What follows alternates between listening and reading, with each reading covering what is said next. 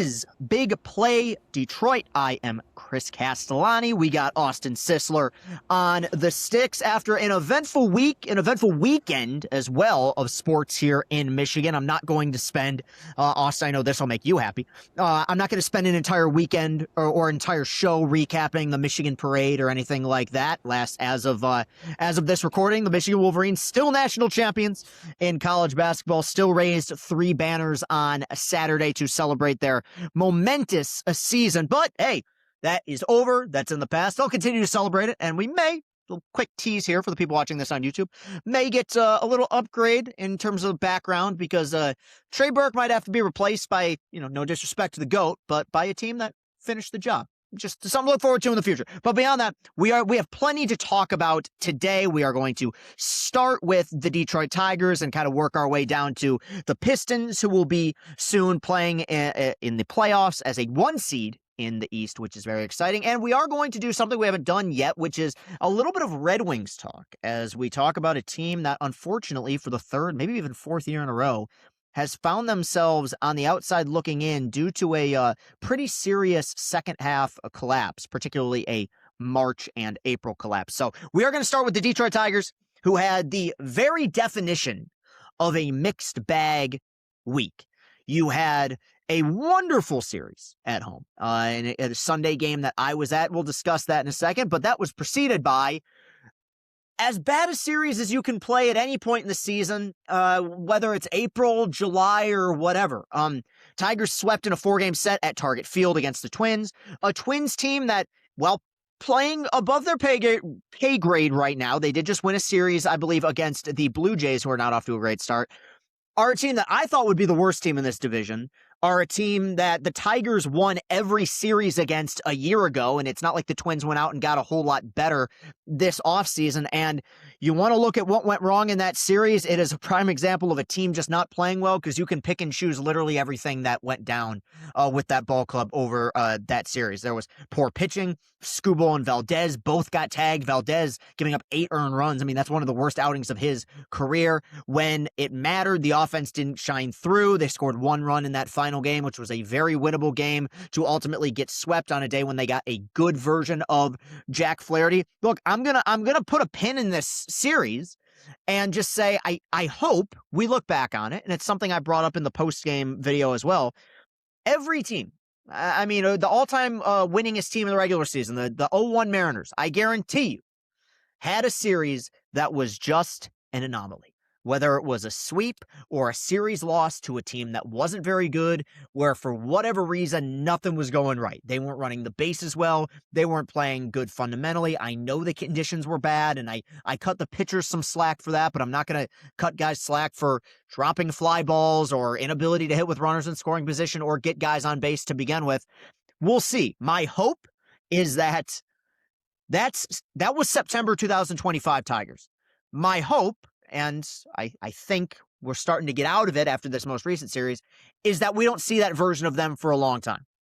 Because that's a bad club. And I know they're better than that. And we saw that over the weekend in a tremendous series, a series sweep against the Miami Marlins, 3-game sweep where, and we're going to talk about this later in the show, you got a dynamite start from Cader Montero to begin it and really set the tone. Skubal, obviously, tremendous on Sunday, and Mize did his thing, picking up the win on Saturday. And, I've put out this name for him now, and I feel like I rarely include Dingler because he came on a little bit later, but we call it the Avila 4. It's the 4 guys that were drafted by Al Avila, that were primarily developed by Al Avila, in Riley Green, Kerry Carpenter, Spencer Torkelson, and Dylan Dingler. And while Dingler didn't make his debut until Harris was, comfortably into his role as the president of baseball ops here, these are guys that spent a good chunk of their development under a previous regime.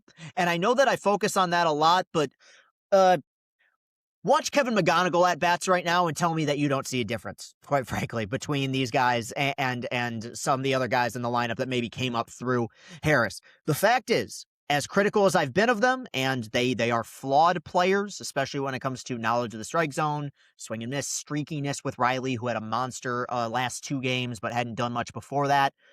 When these guys produce runs, this team wins. It's as simple as that. No one is asking them to hit 290. No one's asking them to have OPSs over 1,000. It'd be nice. I mean, I'm not going to turn it down, but we are at a point now at the top of the lineup, given what McGonigal and Keith are doing, where these guys are going to get on base, and they'll go through, their lumps just like everybody else does. They'll take their lumps, but the heart of this order, which is primarily guys that came up in Avila's system, need to be more productive in high leverage situations. In this series against the Marlins, that's absolutely what they were. They drove in runs. Riley had a monster game on Saturday, driving in 4, including his first home run of the year. Had another wonderful game on Sunday against Sandy Alcantara. And I guess this is just the question I'm going to open up to you here, Austin, which is which version of this team is the real version? Is it closer to the one that we saw against the Marlins, or is it the one that we saw against the Twins? And this will be my last point here, because I get on this offense a lot. And I think when you look at what derailed last season and what frustrated us with the early part of this season, it is the lack of offensive production. But the frustration comes from the fact that despite being a young team, we know Riley can hit. We have seen Torque have multiple 30-plus home run seasons. We've seen Carey have monster moments both in the regular season and the postseason. Dingler, I think of those guys as coming along the most and may very well end up being the best catcher in the American League this year. I mean, I feel that highly of him. But these stretches of ineptitude can't happen. And it scares me because if this is a team that gets to October, what happens if we catch them in a bad week? Well, season's going to be over. But yeah, that's going to be my question to you, man, is do you come away from this weekend feeling good? I'm not going to say better, because I think we definitely feel better. Feeling good about this ball club, or is there more that you need to see before you feel like this thing has officially been turned around? Yeah, I won't say that I'm feeling good about this ball club in the present moment, but they just swept a series. As you mentioned, Riley Green is finally coming around. And, one thing I like to point out when we're talking about baseball specifically is we live in a very reactionary culture, right? Whether it's pertaining to the news or things going on in the world. As it pertains to other sports like football, for example, you don't play that many games. So you kind of have to react to, okay, how is my team performing game to game? In baseball, you go from spring to summer to fall. You play 162 games. So, I mean, that Twins series, it absolutely sucked. But you look at Skubal and Valdez, they're not going to pitch like they did in that series again for the rest of the entire season. They won't get tagged like that again. As it pertains to the weather, right? Just playing baseball in terrible weather absolutely sucks. It is not fun. I mean, it's never really fun in any sport, but in football, you get the chance to, move around and keep your body temperature up and things like that. In baseball, especially if you're out in the outfield or something, you're kind of just walking around until someone hits something to you. Pitchers, they have to be precise with where they're throwing the ball. So it was just a very sloppy series. But we come back to Comerica. They get the home crowd behind them. The weather is nice pretty much all weekend. You see guys like Riley finally coming around. Carey's getting it going a little bit, and these are the guys you need to rely on.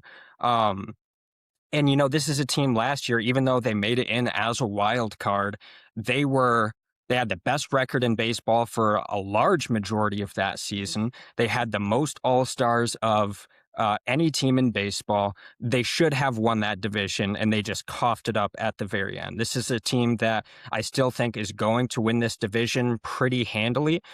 We just need to kind of understand that, teams move at different paces. And I mean, don't get me wrong, there are still flaws on this team, especially when you look at the offense. Torque is a guy who really struggles coming up in big moments, and he's until Dingler was really the only impact right-handed bat that we had, or that we would rely on. And this roster, it just doesn't have, a Miguel Cabrera or an Aaron Judge. On the pitching front, we absolutely do with Tarik Skubal, and you could argue potentially even two Cy Young candidates with him and Valdez. But, on top of not having that fear bat in the middle of the order, you also have a lot of guys who kind of take that modern hitting approach where they're looking at launch angles, they're willing to sacrifice strikeouts in order to get home runs. And you pointed out, Just look how different someone like Kevin McGonigal looks in comparison to these other guys that, don't get me wrong, they're very talented players, but there's just a difference between McGonigal and these other guys, and just how he battles, how he approaches hitting, and all of that. So we don't have a fear bat, and there are a lot of guys that, for as talented as they are, don't necessarily have the best approaches. So, this isn't a team that is a juggernaut, I would say, like the teams, the Leland Dombrowski teams were, especially in that 2012, 2013, those seasons.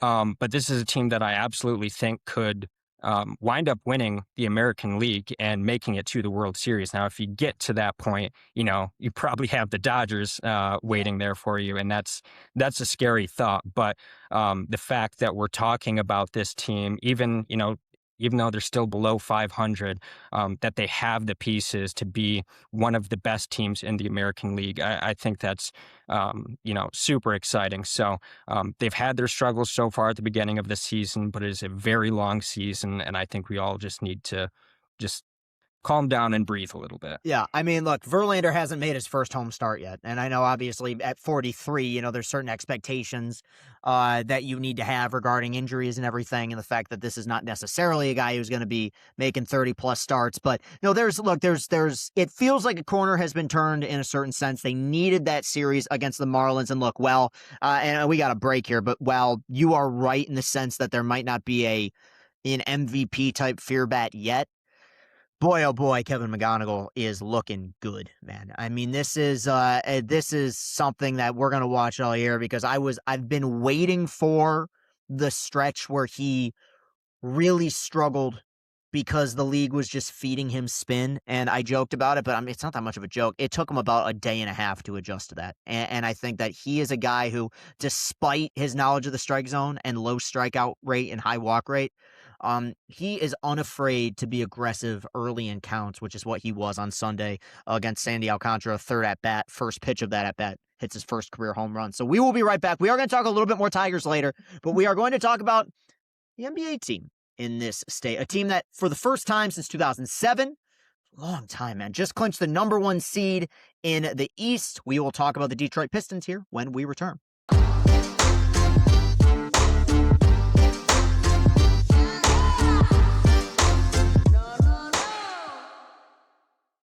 All right, segment number 2, just full disclosure here. As of the time in which we are recording this, the Pistons currently lead the Indiana Pacers in the final game of their regular season. The only reason that is worth noting is just because if the Pistons win, and I would assume, the Pacers have been god-awful this year.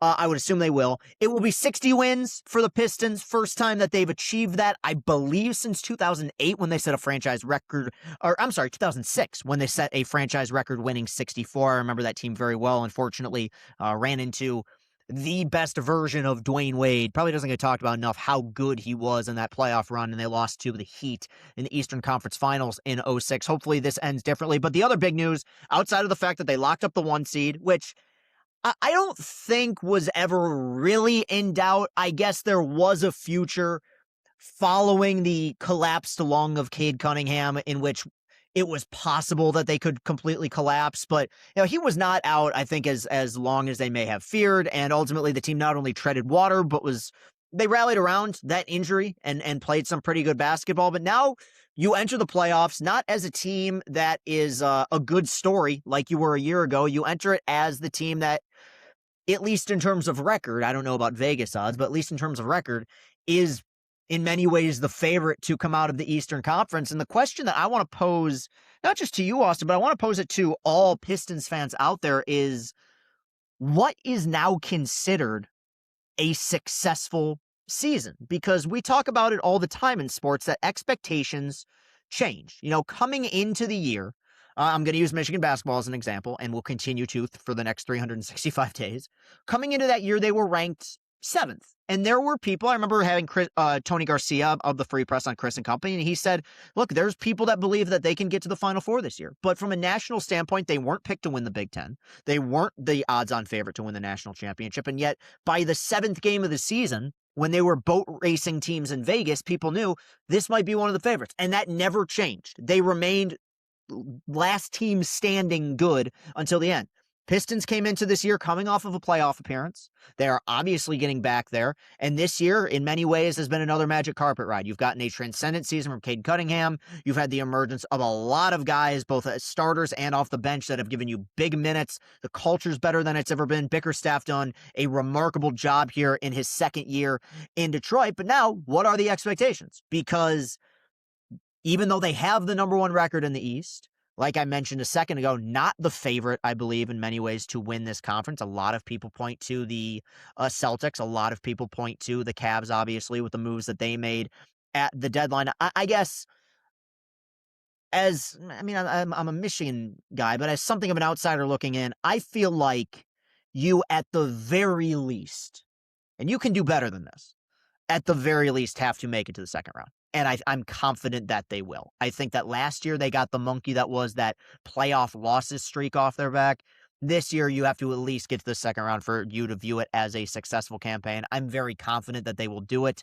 The NBA still does that, and I'm sorry, that stupid play-in tournament so the Pistons, as of right now, do not know there's got to be this magical Cones of Dunshire tournament to see who's going to get boat raced in the first round of the playoffs. I don't know why we do this, but it's beyond me. Pistons will figure out their opponent eventually. Until then, I'm saying second round, but I want to twist this. I think they make it as far as the Eastern Conference Finals. I think that them and the Celtics in a series could be a knockdown, drag-out match, potentially. Really looking forward to that. But yeah, that's my stance on it right now, because you still have a very bright future. But look, one seed, you don't know how many cracks you're going to have at this. I'm saying second round for it to be a successful season, but their goals are very much in front of them. They are a team with the ability to reach the finals. Austin, what do you think? Yeah, I think you hit the nail on the head. Last year they got rid of that playoff win drought. They finally made it into the playoffs, won a couple games, and so that was a great thing to get off their back. Now at this point, you have to win a playoff series, potentially even two. I mean, you have the number one seed, so you're going to face, through the first couple of rounds, the weakest teams that did make it in. And, let's hope that they're able to take advantage of this one seed better than the Lions did a couple of years ago, because since then, all the Lions have done is, backtrack. All they had to do is win one game against a team that they, matched up well against, and they would have been, hosting for a chance to make it to the Super Bowl. And of course, that didn't happen. Obviously, one game versus, 7-game series, or, whatever they play. But, I think the Pistons are definitely one of the best teams in the NBA. I think once it gets down to those final few teams, they're definitely prone to being knocked off. I think they have a somewhat similar problem to the Tigers that I mentioned earlier, which is that I still feel like they're like one star away, maybe in that four spot, maybe a forward that can handle the ball well, that can shoot well, that can rebound well, something like that. But they earned that one seed. They played well all season. Cade is an absolute superstar. So once the playoffs start, everything resets to zero. They're no longer the one seed, but they can also knock off any team that might be better than them, roster construction wise, just as, any wild card team or any team that's, not as talented as the Pistons have a shot to knock off the Pistons. So I'm looking forward to it. I think there are a lot of high expectations. And at the very least, I think the Pistons need to make a deep run, and I absolutely think they're going to accomplish that. But fingers crossed that they can make it to the finals and hopefully bring the whole thing home. Yeah, the last point that I'll make here is that despite being the one seed, and maybe this is just sour grapes, I actually feel like the Celtics in a lot of ways have a better draw, just because the Knicks don't scare me that much, and I know the Knicks don't scare the Pistons, because I feel like once a week the Pistons played the Knicks this year and just beat the crap out of them, whether it was in Madison Square Garden, whether it was in LCA. Obviously, Pistons second round potentially, and who knows what can happen. They still have to get by the Hawks most likely. Run into the Cavs, who I think post deadline are probably considered one of the more dangerous teams. So it's an open field, but it helps without a doubt, especially in basketball, to have that home court advantage throughout the Eastern Conference playoffs, which is what the Pistons are going to have. All right, we're going to be back in segment number 3, and we're going to do a little Lions talk as this very strange, feel like, offseason continues. Alex Anzalone, now former Detroit Lion, made a few comments, and I want to discuss that because I'm actually going to come to the defense of this current Lions regime.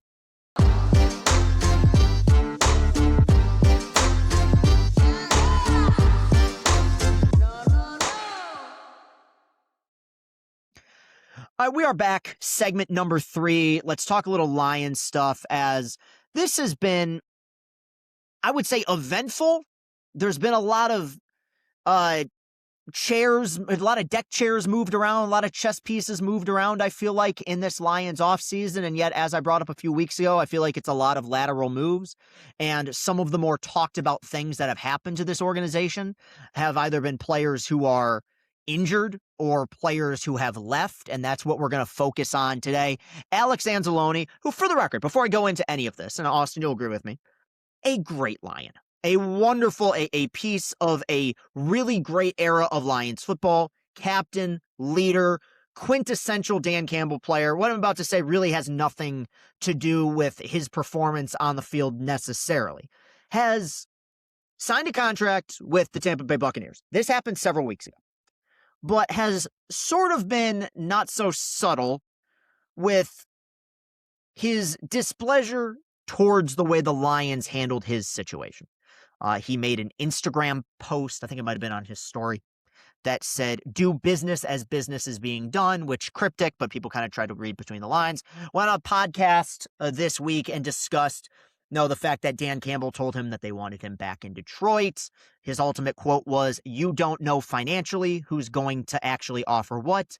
Then you have to make a decision in a short amount of time."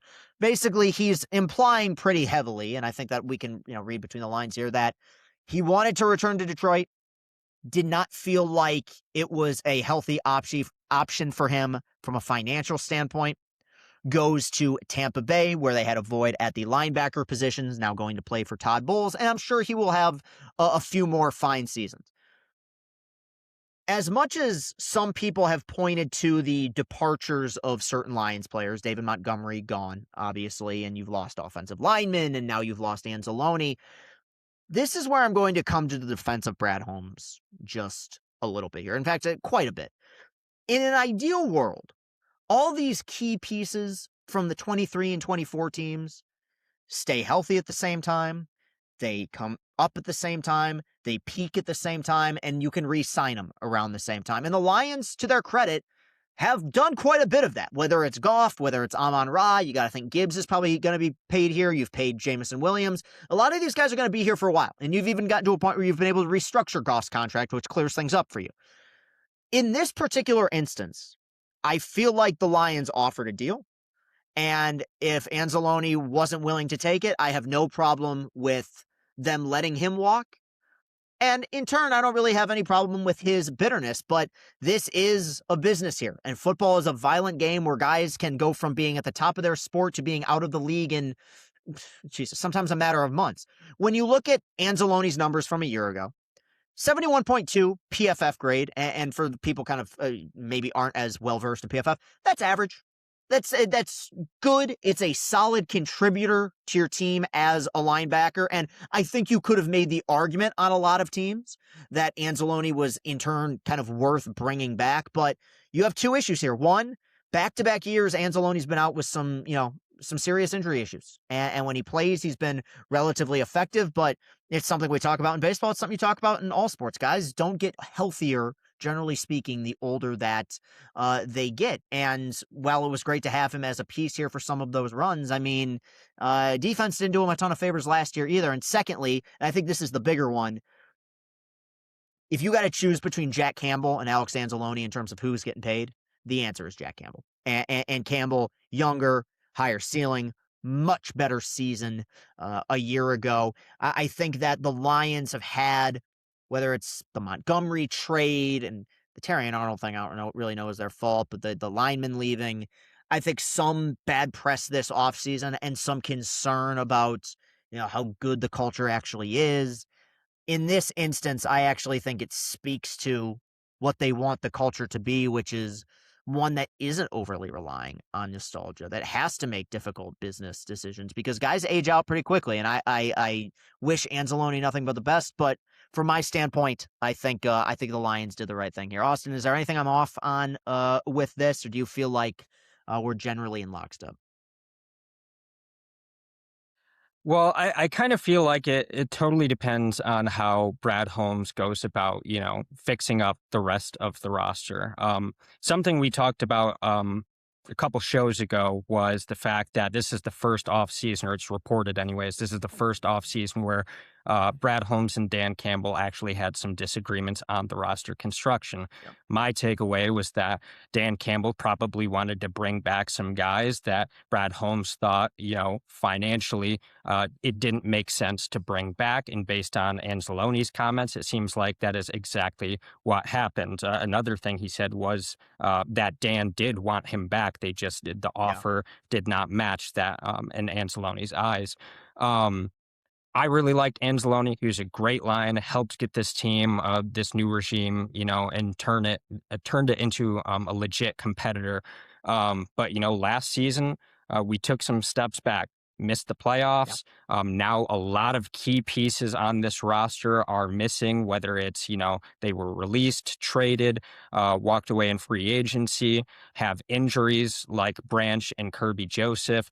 Brad Holmes has a lot of draft picks at his disposal right now, and obviously we know what he can do in the draft. But you look at that defense right now, like I said, Branch and Kirby both hurt. There's that thing going on with Terrion Arnold. I feel like that is going to work itself out. I feel like he's going to be playing for the Lions, but also Terrion Arnold needs to take steps forward. He needs to be a legitimate piece on this defense. So really, what you have right now on the defense is Jack Campbell, Aiden Hutchinson, Aleem McNeil, and then a rookie in Tyleik Williams that you're really relying on. The rest, there's just question marks everywhere.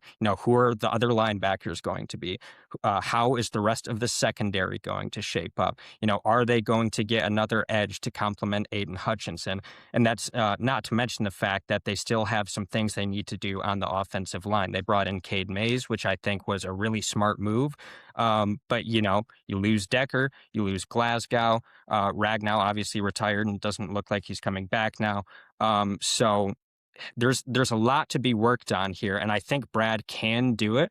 And if it all plays out well, then we'll be looking back at this Anzalone thing and think, he made the right decision. That was the case the last time that I kind of felt this way. After that initial 9-8 season the Lions had when they traded Swift and let Jamal Williams walk or whatever, I was a little bit salty because I thought Jamal Williams was a really important part of that team, at least, from a culture and a heart standpoint. But what did Brad Holmes wind up doing? He brought in Jahmyr Gibbs and David Montgomery, who is they're going to stand the test of time as one of the great running back duos of this century, if not ever, just absolutely ridiculous. So I think Brad Holmes has the ability to prove to all of us that he made the right decision, but he still has to do that, and we're not to that point yet. I agree. He has, at points, I think the Jamal Williams thing is a prime example, been forced to make some difficult decisions. And while no one bats 1,000, I think more often than not, it's, at least in the early part of his tenure, it worked out for him. And hopefully that is the case again, making the decision to move on from Anzalone. Going to be back segment number 4. We're going to talk a little puck. And it'll be the last puck that we'll talk for a while because the Red Wings, once again, not in the postseason. I'll give you my take on that. We will return here in a second.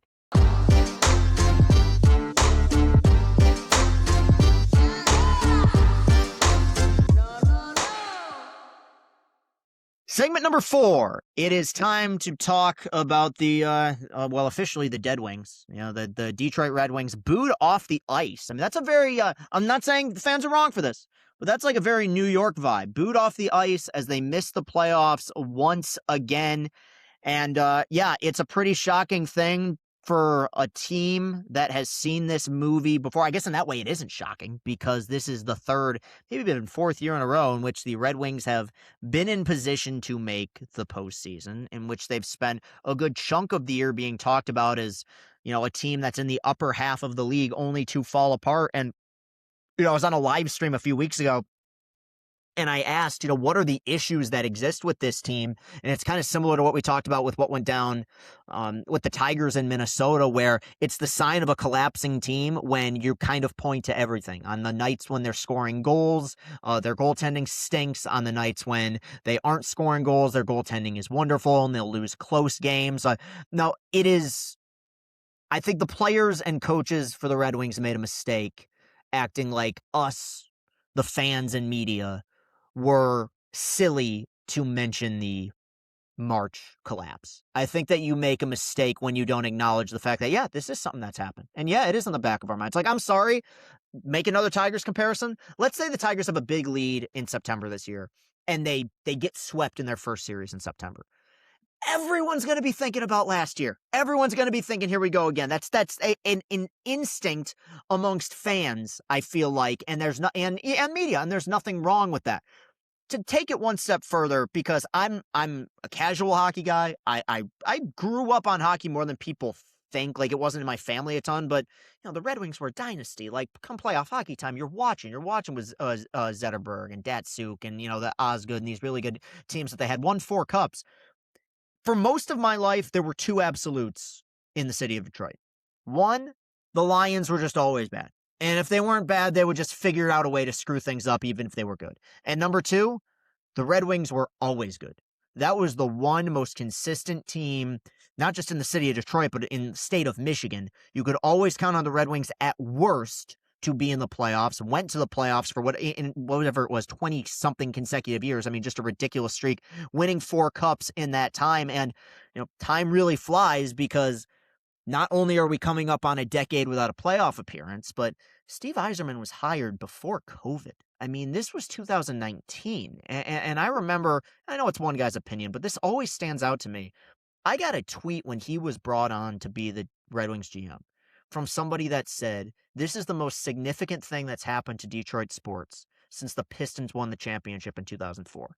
Now, while I'm certain that most people don't share that sentiment, that was a huge day. I mean, people thought people thought the Red Wings went out and got their version of Theo Epstein. This guy who was going to come in here, develop from within, they were going to spend some money, and they were going to turn this thing around.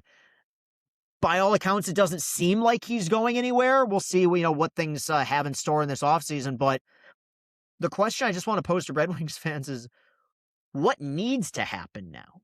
Because I think that you can still stay the course while acknowledging this is taking way too long to get off the ground. And what I fear for Red Wings fans, and really just Detroit fans in general, is that the Red Wings become the Pistons. Not the Pistons now, but, and I bring this up all the time, the Pistons went, last year was 25. They went 17 years without a playoff win. Okay? In the NBA, where bad teams make the playoffs, right? And, they're back, and there seems to be a lot of excitement. I remember the going to work Pistons. They were a sensation. And there was a whole generation of fans of that team that were lost because the team was so non-competitive. And for a place that is known as Hockey Town, I know how loyal the fans will be, but you want to keep the fringe fans happy as well. And right now, I think a lot of people are concerned by the lack of urgency.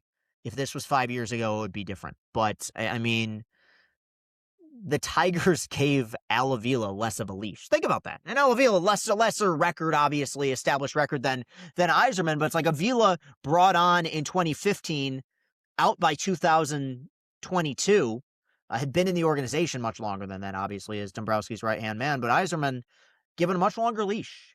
And it doesn't seem like a whole lot is changing. So just something to think about as the Red Wings move forward. Hopefully they can turn around at some point. I mean, April in the D kind of isn't complete unless they're in the postseason, I feel like. But all right, we'll be back at segment number 5. I'm going to let Austin run point on this one because I think inadvertently, I think I depressed you, Austin, with me celebrating Michigan's national championship because that puts you in a place where you, as a fan, and we root for a lot of the same teams, are relatively championship-less over a good chunk of your life. We're going to have you go off on that when we return in segment number 5.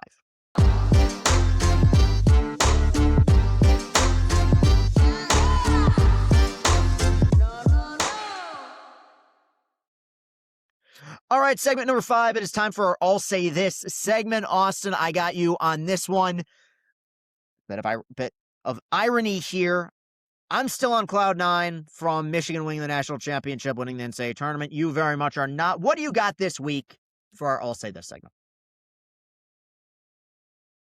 So I'm going to go on a bit of a childish and whiny sort of tangent here, but I need to do it. It's going to be therapeutic for me. I think it will be for some fans, and for Michigan fans, maybe it'll be, maybe they'll enjoy drinking the fanboy tears a little bit. But here we go. I'll say this. I hate sports. Now, obviously not true. We run a sports show. My only job that I had in mind pretty much my entire life was to become a professional baseball player, right? Watch basically every single team that we have here. But I'm 27 years old now. And as a Michigan State fan, right, the only championships that I've seen in my lifetime have been Michigan State in 2000, which I didn't really see because I was 1. The Pistons in 2004, which I don't really remember that one either. I remember those teams. I really enjoyed the going to work Pistons, but I was really kind of on the back half of those years. And then the Red Wings when they had that back and forth with the Penguins in like 08, 09. And I did enjoy that. That was a lot of fun. However, unfortunately, for me anyways, hockey is like the hardest sport to sort of engage with unless you are really into hockey. And the Red Wings have been good up until these past 10 years or so. You know, they were just consistently good. They made the postseason for like 25 years in a row. But at this point, you know, they are like pretty unquestionably the worst team in Detroit, if not in all of Michigan sports, because Michigan basketball is great. Michigan State basketball is great. I guess, you know, there's a lot of questions on Michigan State football now. But you can't necessarily say they're bad. Yeah. Yeah, they certainly were bad. Although I do believe in Pat Fitzgerald. I think he's going to get this thing off the ground. But regardless, like if I had to rank these teams, it's Tigers number 1 without a doubt, because baseball has always been my thing. Then Michigan State football and basketball, because I mean, born and raised in the greater Lansing area, it is just like I bleed green, you know. After that would be the Lions, because football is the easiest sport to engage with. I feel like even if you're not, you know, football expert, anyone can watch and enjoy and talk football. And then after that, a little bit lower, kind of Pistons and Red Wings. I used to be a huge fan of the going to work Pistons in the NBA during that era, but then the Pistons were terrible for a really long time. Basketball changed a lot when, you know, Steph Curry came in, and then just the whole style of play changed up. And I don't enjoy it in general as much as I enjoy college basketball. So top 4 teams, Michigan State, Lions, and Tigers. For as many great things as I've seen, you know, World Series appearances, MVPs, Cy Youngs, no-hitters, Final Fours, Big Ten championships in both sports, you know, all of these things, not a single one of them have brought home the big one. We've had some great teams. The Tigers in 2012 and 2013, they should have done it. They were an absolute juggernaut, and they couldn't bring home the big one. And that is going to be one of those teams I forever look back on, and I'm just like heartbroken that they weren't able to do it. Michigan State basketball has had a few different teams. I think that 2014 team that lost in the Elite Eight was extremely talented, and it sucks they didn't bring it home. The 2009 team, I mean, they made it to the national championship, but, you know, they ran into an absolute buzzsaw on that North Carolina team, so I'm not too broken up over that. But then also to look at the 2018 team, they were probably the most talented and deepest team Tom Izzo ever had, and they got bounced in the round of 32. And with Tom specifically, like, I don't hold a lot of like animosity towards him at all because in college basketball, the tournament is ridiculous. It's one and done, 68 teams at this point. Now there's the whole NIL thing, and Tom has always overachieved with his teams. He's taken 3-star guys, walk-ons, and wound up just massively overachieving. He wasn't building his teams like like Duke and Kentucky with all of these one and done lottery pick guys. Um, I'm curious to see what he does this offseason because he's bringing in a great recruiting class, but it's kind of at the point where, I really want to see him just build the absolute best team that he can and really try to get his second one. For as big as a Michigan State basketball fan as I am, I almost want him to get this second national championship more so for him than I do as a fan because I think he's that great of a coach. You look at the current Tigers. I like this team a lot. I think they're going to be competitive year in and year out, but they're certainly not on the level of like the Dodgers. It is very possible that Tarek Skubal winds up leaving in free agency this offseason, which is going to, lower the Tigers ceiling quite a bit. You never know what can happen if they make it to the postseason. A team you're not expecting can wind up winning it all. But you know, there are always ways you can improve and get better. And I just don't necessarily see them winning the big one as it stands right now with their roster construction. The Lions, I think the Lions have been great. I absolutely love Dan Campbell. These teams that they've assembled, and even though they took steps back, missed the playoffs, and now they have a lot of holes on this roster. There's certainly a lot of questions I have, but I still think they have the core to bring the big one home.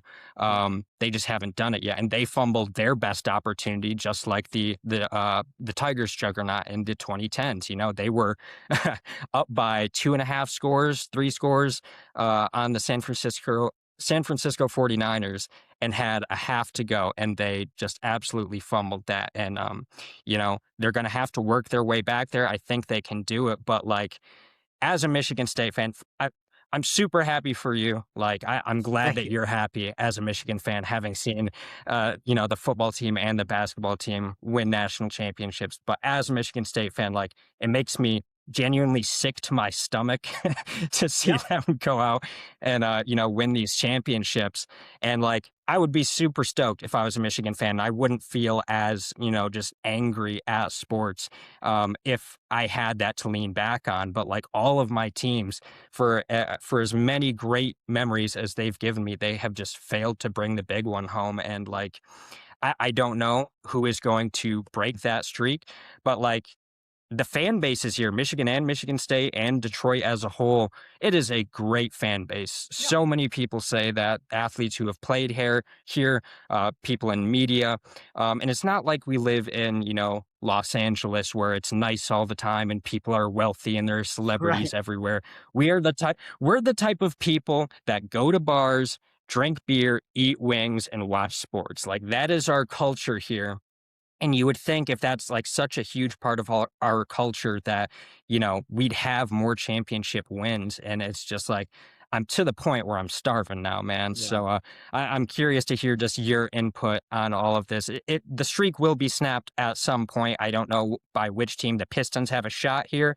It's going to be an uphill battle for them, but they've got a decent shot, positioning themselves as the 1 seed. But yeah, I'm starving for a championship at this point. Look, it's gotten better, but this is where I empathize more with you because I just have a team that won the championship. And I'll do a whole segment about this in the future at some point, but these sour grape bitter babies who are coming out of the woodwork acting like Michigan is illegitimate for their national championship in basketball because they abided by the rules and went out and got the best players. I'm sorry. I'm so sick, and I know you are too, Austin, regardless of the sport. I am so sick of rebuilds, and I am so sick of low expectations. I'm so sick of it's a good season if we get to the 500 mark. It's a good season if we get to the postseason. The goal year in and year out, and I know it can't happen every year. It can't happen most years, but your ceiling as a team needs to be how can we put together a product that can be the last team standing. And I'm going to talk about it when we get to our betting segment, but the very fun thing about what Dusty May is doing is He's going to try to build teams that can get back there every year. Ain't going to happen, but it's why I'll always defend that Tigers era with Dombrowski and Leland and those guys. Every year they went out and spent. Every year they went out and got their guys, and multiple times had the best team in baseball and just couldn't finish it. But you can't tell me that wasn't a fun, fruitful era of baseball, because we got to play until the very end basically every year. So I empathize with you, despite the celebration that I've had over this most recent week. It's in terms of Detroit sports, it makes so much sense what you're saying. All right, we'll be back. Segment number 6, going to be Fact or Fiction. Austin's going to lay a question at me. This is going to be about a certain Tiger pitcher who very much impressed in his second outing against the Miami Marlins. We'll be right back.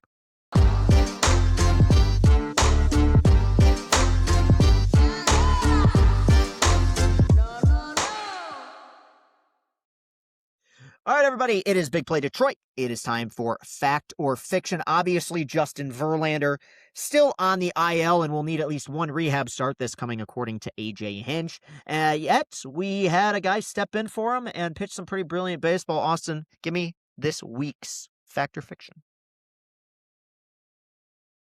Fact or Fiction, Kiter Montero should be in the rotation regardless of who is healthy. Ooh. My honest answer is need a bigger sample size, but I got to pick either fact or fiction, for the sake of the segment. I'm going to go with fiction, because the biggest thing is who do you knock off?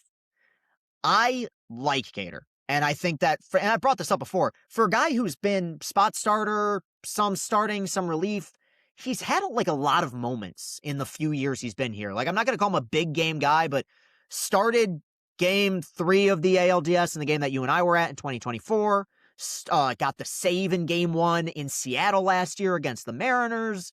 Complete game shutout against the Rockies when we were making our run in 24. Pitched a brilliant game on Friday against the Marlins as the Tigers won the first of the 3 games they won over the weekend. 6 scoreless frames, and even beyond that, the pitchability has improved. I mean, there's starting to be more swing and miss with the slider, more swing and miss with the changeup. The command is better. He is absolutely a major league pitcher. But when I look at this rotation right now, assuming Verlander is able to slide back in healthy, and we hope he does, look, obviously, Skubal ain't going anywhere. The only options that you would look at and say, okay, that's a maybe, would be Jack, who's had his struggles but was better. And, Mize, who's been very good in 2 of his 3 outings. You just signed Frommer. So the way I stand on it right now, even if he continues to pitch brilliantly, and I think he's looked, quite good so far in the first 2 starts he's had, I just don't think there's necessarily a spot for him. I will throw the caveat out there, though, because there's still a lot of guys that are raw in this pen, like Seabold and some of these guys that are still kind of figuring it out. If you feel like you can get him into that bullpen situation where you can air out that fastball a little bit and start to, we start to see the velo that we saw in the WBC when he was hitting 98, 99 with that sinker, then maybe. The last point I'll make, and it's something that I mentioned early in the season, it's a great, great option to have, because this is an organization that for so long lacked depth. And if they needed a spot start, if they needed a fill-in guy with somebody on the IL, it was a loss. Cater is more competitive and better than a lot of pitchers who take the ball every 5th day in this league. And I think that is, despite the fact he didn't draft him necessarily, that is an area where Harris, I feel like, deserves a lot of credit. The signings allow for more depth. Adding Frommer, adding Jack 2 years ago, bringing in Verlander, that allows you to have the injuries to Melton, have the injuries to Job, and Verlander obviously coming back, and Reese Olson, obviously, who's out for the entire year, and still feel like you're giving yourself a chance every single day with the starting pitcher that you have on the mound. So it's fiction, but it's fiction with the caveat of me saying I'm starting to like the guy a lot. I think he's getting better. All right, we'll be back. Final segment coming up. It is a gambling segment, and I am going to talk a little bit more about the now defending national champion Michigan Wolverines in college basketball. We'll be back to wrap this thing up. We'll give our socials, and we will be out of here. FanDuel. Right now, new FanDuel customers can bet $5 and get $250 in bonus bets if your first bet wins. That's right. Turn $5 into $250 in bonus bets just for getting started. And when every possession matters in the playoffs, you know we got NBA playoffs coming up. That includes the Detroit Pistons locked into that 1 seed. FanDuel makes it very easy to get closer to the action. From player props on your favorite stars to all the tools you need to back them up, FanDuel puts player research right at your fingertips so you can check stats, trends, and matchups all in one place and make your picks with confidence. It's everything you need all in one app. So don't miss your shot. Head to FanDuel.com/BigPlay to get started. FanDuel, play your game. Ages 21 up for select states for Kansas in affiliation with Kansas Star Casino. 18 plus in D.C., Kentucky, Wyoming. First online real money wager only. $5 deposit required. Bonus issued as non-withdrawable bonus bets, which cover 7 days after receipt. Gambling problem? Call 1-800-GAMBLER. 1-800-MY-RESET. Call 1-888-789-7777. Visit ccpg.org/chat. For Connecticut, visit mdgamblinghelp.com. For Maryland, visit gamblinghelpma.org. Call 800-327-5050. Massachusetts, call 1-877-8-HOPE-NY. Text HOPE-NY for New York. And call 1-877-770-7867 for Louisiana. All right, it is time for our final segment, our gambling segment brought to you by FanDuel. And when the odds for this came out, I made sure to circle it, and I knew that this was going to be our gambling segment. And maybe it's just me riding the high. And odds-wise, probably not great because this team has the second best odds. Like, it's not some far-reaching thing. Like last week, I think we had like plus 900 for Skubal and McGonigal to win both Rookie of the Year and Cy Young, respectively. Michigan basketball to repeat as national champions. Currently on FanDuel, plus 800. Duke, the best odds at plus 700. Michigan, as the time of this recording, second best odds at plus 800. Here's the thing. I would say, and I haven't had a lot of championships, but just in general, just any sport I watch, I very, very rarely ever pick a team to repeat as champions. You know, the Dodgers have loaded up with a super team over the last few years, and they just went back-to-back. That's the first back-to-back champion that we'd had in Major League Baseball since the Yankees did it back-to-back-to-back in 98, 99, and 2000. Like, there is still a lot of parity in this game. In college especially, and I'll use the Michigan football team that won it all as a prime example, the way that things typically work is you have your class, you have your core of juniors and seniors, and you have your opportunity. And maybe you get lucky and those guys peak a little bit early, you win a championship, and you can run it back the next year and try to win 2 in a row. That's what happened with Georgia relatively recently when they went 21 and 22. Happened with Bama, obviously, but Bama, that was just, their second stringers were NFL guys. That's a little bit different. You look at college basketball. We had a recent one in UConn, obviously, going 23 and 24. But I would argue they had a little bit less to replace than what Michigan is going to have to replace next season. And the comp that I'm going to make is that Florida team that went back-to-back in 06 and 07. 06, it's one of the great starting fives of all time. And I remember it. That's how good it was. Torian Green, Lee Humphrey, Corey Brewer, Al Horford, Joakim Noah. They won the championship in 06. All of them could have gone. All of them stayed. And the next year, they won it all in 07. What happened in 08? They missed the tournament because all those guys were gone. And it wasn't an era where you could just reload like you can now. The fact is, we could argue the merits of it. We could talk about, how unfair it is. I don't really think it is. Michigan went out in the portal and got the best team possible, which means they're absolutely capable of doing it again. They have the resources to do it. They have the evaluation to be able to do it. And I think that's the big thing because, yes, this Michigan team turned out to be generationally good, but nobody had Mara necessarily as this good or Johnson as this good. These guys came along, and it's because Dusty knew how to use them in that offense and knew how to use them defensively. And Mara, defensive player of the year in the Big Ten. You are not going to hit a home run with every single guy the way that Michigan did this year. I understand that. But right now, if there's one coach that I am literally and figuratively betting on, it's Dusty. There is a magic touch that he has with everything he's done in his first 2 years here. And I think if you're looking at things from a gambling perspective, this is a gambling term, you ride the hot hand because they already got one guy this week.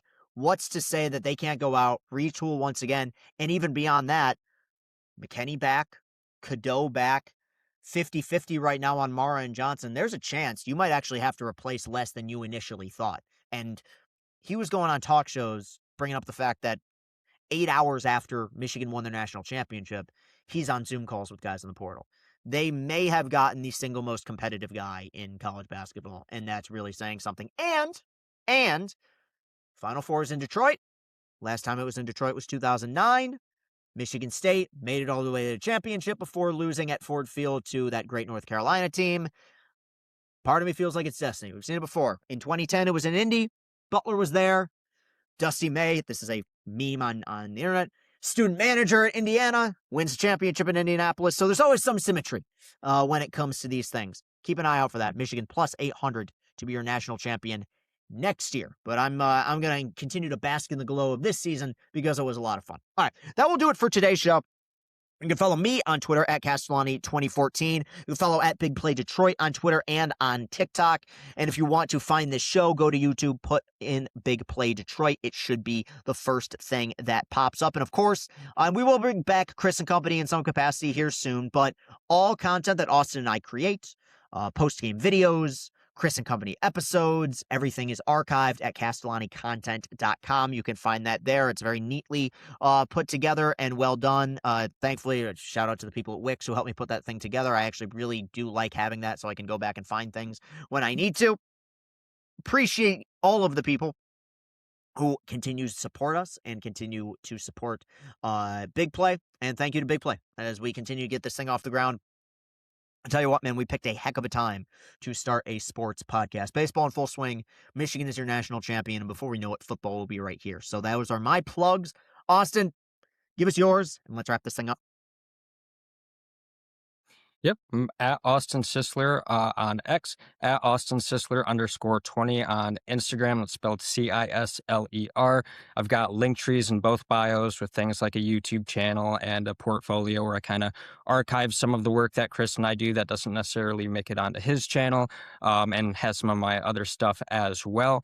And if you have a business or something that you would like to promote and you would like to be a sponsor on our show, feel free to reach out to either Chris or myself. We have a few different packages as far as that's concerned. But yeah, that should be everything. Awesome. Austin, always appreciate it, man. Everybody out there, we will talk to you again real soon for another show every single Monday. Have a great rest of your week. Peace and happiness.